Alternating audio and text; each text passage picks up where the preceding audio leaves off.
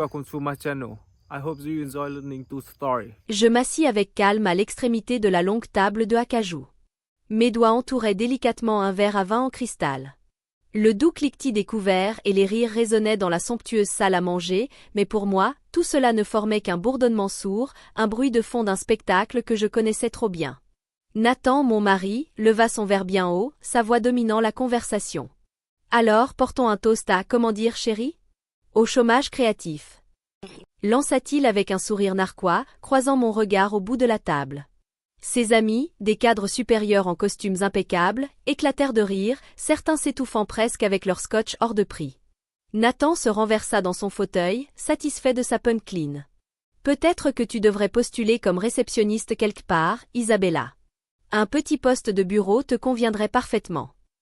Les hommes hurlaient de plus belle, leur moquerie transperçant la pièce comme une lame glacée. Je baissai les yeux, dissimulant la lueur d'un sourire au coin des lèvres. Qu'ils rient. Qu'ils croient qu'ils tiennent toutes les cartes. Ils étaient loin du compte. Je m'appelle Isabella Hay. Aux yeux du monde, je suis la femme affaiblie par l'ombre de son mari puissant, sans carrière, sans raison d'être, sans valeur propre.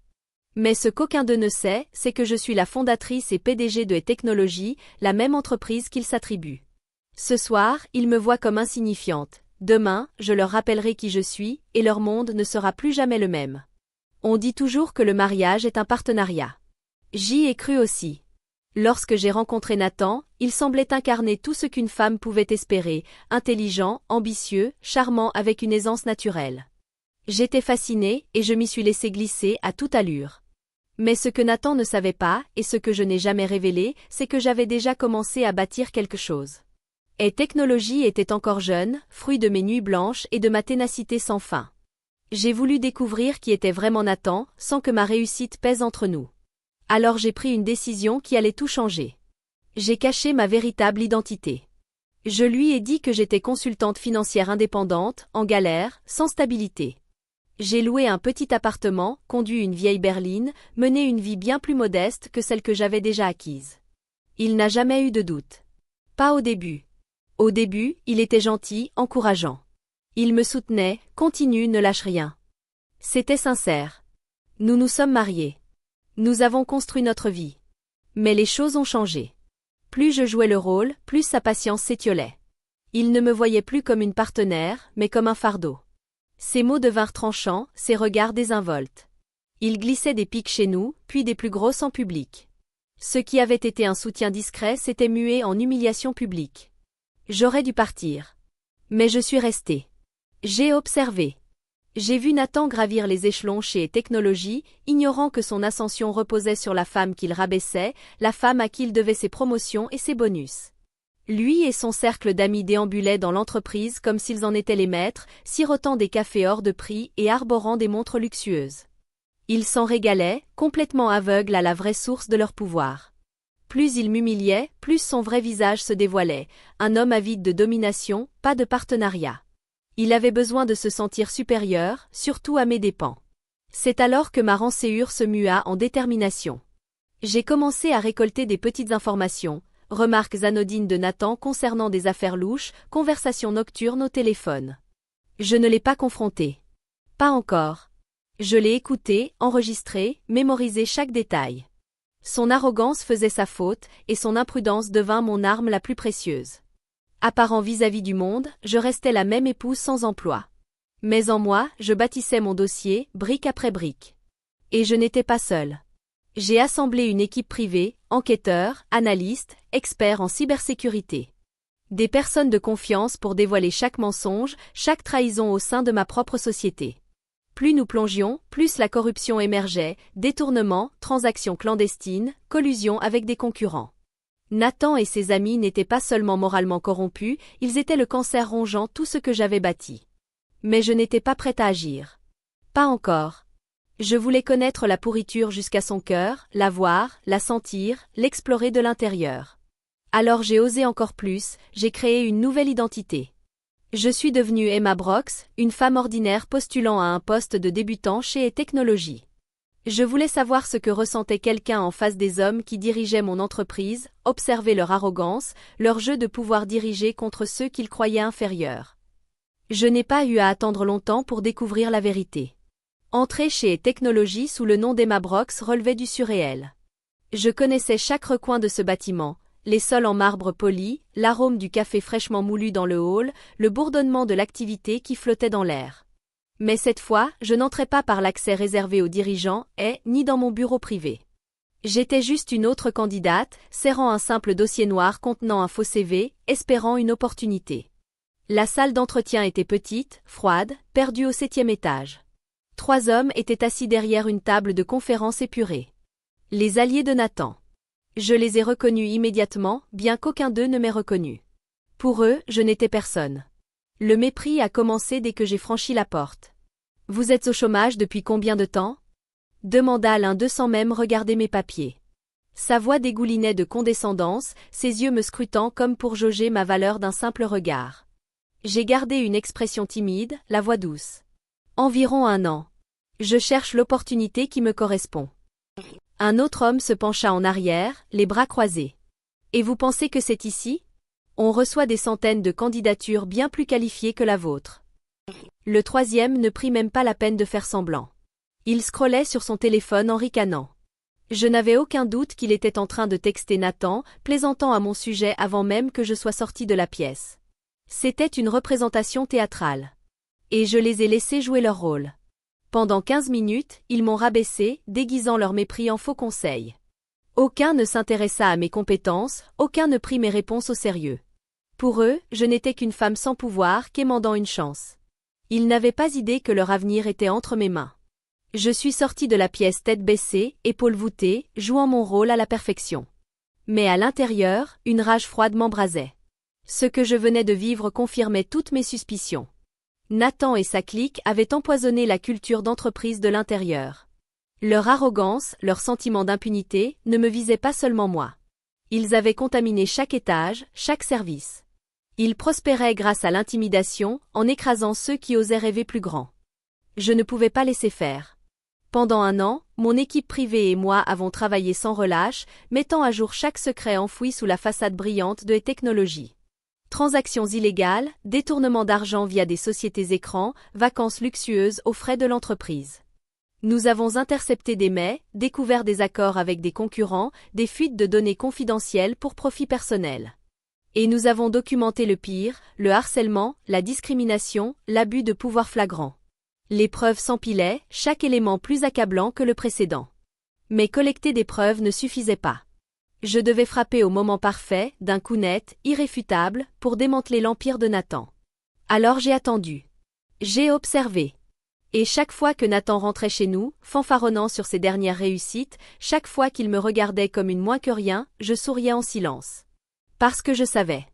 Je savais que le jour viendrait où son monde s'effondrerait, et que c'est moi qui le ferais tomber. Ce jour était plus proche qu'il ne l'imaginait. Le matin du conseil d'administration s'est levé clair, vif. Le genre de journée qui vous donne une illusion d'invincibilité. Je suis arrivé en avance. Pas par l'arrière ni déguisé.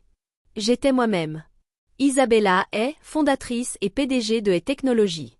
Pour la première fois depuis des années, j'ai laissé ma présence habiter les lieux, marchant la tête haute dans le hall, les employés me croisant en hochant poliment la tête, sans savoir qui j'étais. Mais ils allaient savoir.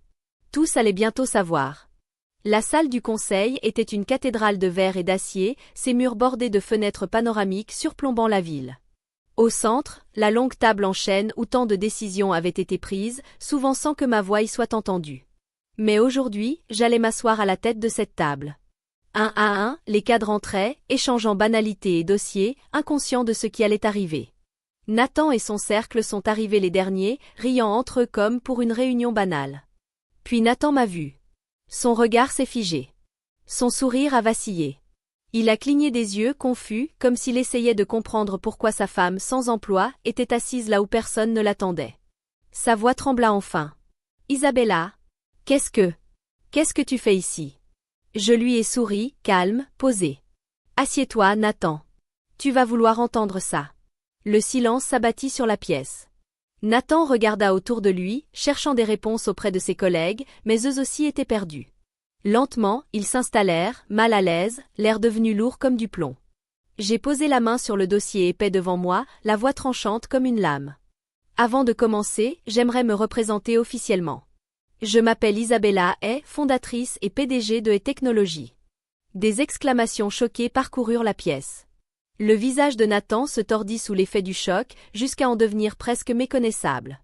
La peur, l'incrédulité et la rage se mêlaient dans ses traits. Son teint vira au gris. Non, murmura-t-il en secouant la tête. C'est une blague, c'est ça? Ce n'en est pas une, répondis-je en pressant un bouton sur la télécommande.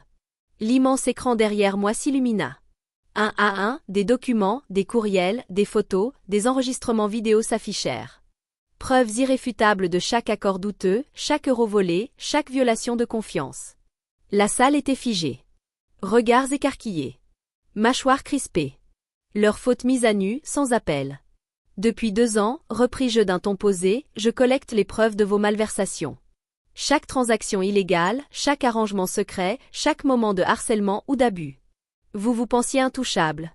Mais si vous avez pu agir aussi longtemps en toute impunité, c'est uniquement parce que je l'ai permis. Nathan se pencha brusquement, les poings serrés sur la table. Tu ne peux pas faire ça. Je suis le vice-président. C'est moi qui ai bâti cette entreprise. Tu n'as rien bâti, le coupé-je glacial. C'est moi qui ai construit cette société. C'est moi qui t'ai embauché. Je t'ai tout donné. Et maintenant, je reprends ce qui m'appartient. Je saisis la pile de lettres de licenciement à mes côtés, les signai une à une avec une lenteur délibérée. Puis je les fis glisser sur la table vers Nathan et ses acolytes. À compter de maintenant, vous êtes tous licenciés. Silence. Pendant un instant, personne ne bougea. Puis Nathan se leva d'un bond, le visage en feu, brûlant de rage et d'humiliation. Tu crois pouvoir m'effacer comme ça? C'est aussi mon entreprise. Des agents de sécurité apparurent à la porte, silencieux mais fermes.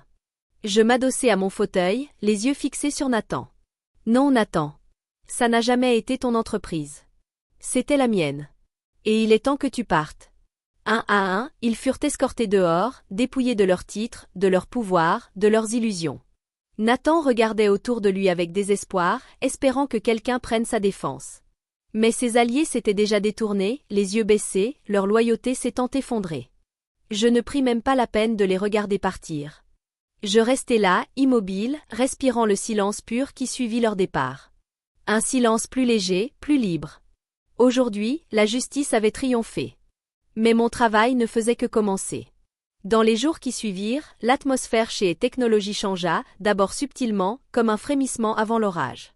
Des murmures emplissaient les couloirs. Les rumeurs se propageaient comme une traînée de poudre. Tous savaient que quelque chose de majeur s'était produit, même si peu en comprenaient encore toute l'ampleur. Mais à mesure que la poussière retombait, une vérité émergeait, une nouvelle ère avait commencé. Je n'ai pas perdu de temps. Ma première décision fut de procéder à un audit complet de la direction.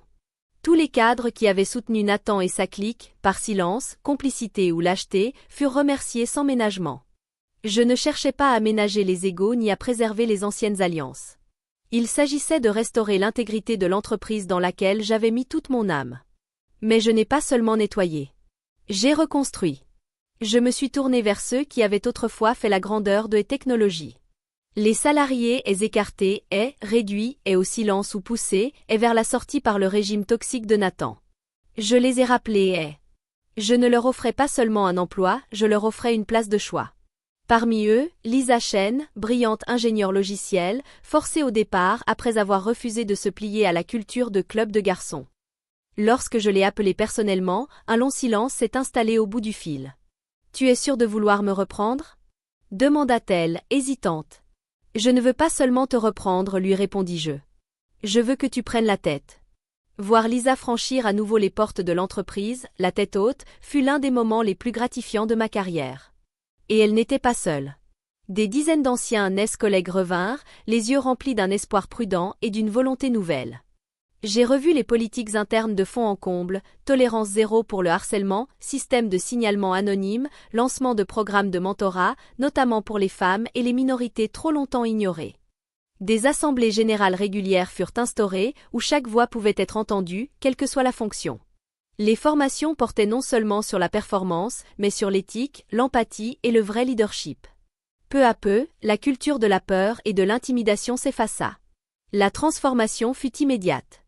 Pour la première fois depuis longtemps, les sourires réapparurent. Les réunions n'étaient plus tendues, dominées par des égos ou des non-dits. Il y avait de la collaboration, de l'innovation et surtout, un renouveau d'esprit. Un moment m'a marqué plus que tous les autres. Un mois après les changements, en passant devant la salle de pause, j'ai aperçu Lisa et sa nouvelle équipe en pleine séance de brainstorming sur un projet d'intelligence artificielle révolutionnaire.